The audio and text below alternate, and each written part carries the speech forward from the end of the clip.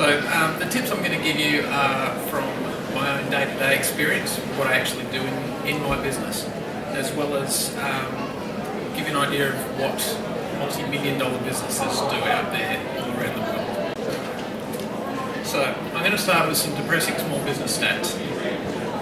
Now, if you're at the last session with John Stanley, he said that this year is the year of disruption, and that your business will need to go through change this year if it is to survive for the next 3 or 4 years.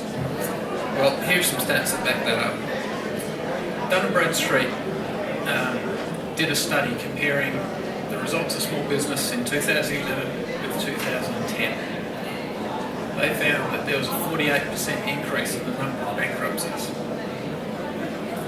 95% reduction in the number of new businesses starting up, a 57% increase in failures in businesses that had 5 or fewer staff, a 40% increase in failures in businesses with between 6 and 19 staff, a 66% failure 66% increase in failures in the construction industry, which unfortunately is where we're in.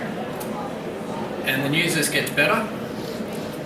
It's likely to get worse this year as a result of the global economic uncertainty and up until last week, the strong Aussie dollar.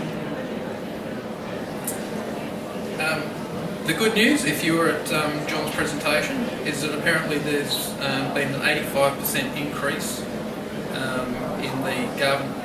in business in the garden services sector over the last 6 years. So that's one little bit of good news. Now, to put some of those facts and figures into perspective, let's do a quick show of hands. Who here has been in business for 5 years or more? Okay, congratulations. You make up 10% of the businesses that survive 5 years. Of those people who have been in business for more than 10. Give people need a round of applause if you could join with me, because they make up the elite 1% of small businesses. Okay, so it's important that you understand a lot of these practices that big business actually use on a day-to-day basis, because that's how they got big. Unfortunately, we're time poor. We don't have all of the knowledge that we need. We don't employ accountants and lawyers and marketers, and we're just bumping through. And that's why these figures are as scary as they are. Okay, the attrition rate. Dun & Bradstreet did another study, and they found that 80% of business failures are linked to cash flow problems rather than poor sales or anything like that.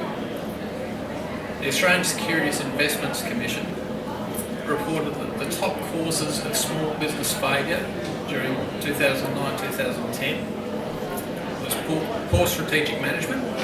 I'd go as far as to say in a lot of cases non-existent strategic management, poor financial control, inadequate cash flow, poor accounts receivable management, undercapitalisation, so not spending enough money on developing and growing your business, out of control growth, and there's been a lot of instances where businesses try and get that the big project that's going to lift them out and take them to the next level. Often that's the project that kills them. And then there's some external factors. Fraud, natural disaster, divorce is a big one in small business, ownership disputes, and economic downturn. Feel free to give me a call or shoot me an email. Happy to answer any questions. But thank you very much for your time.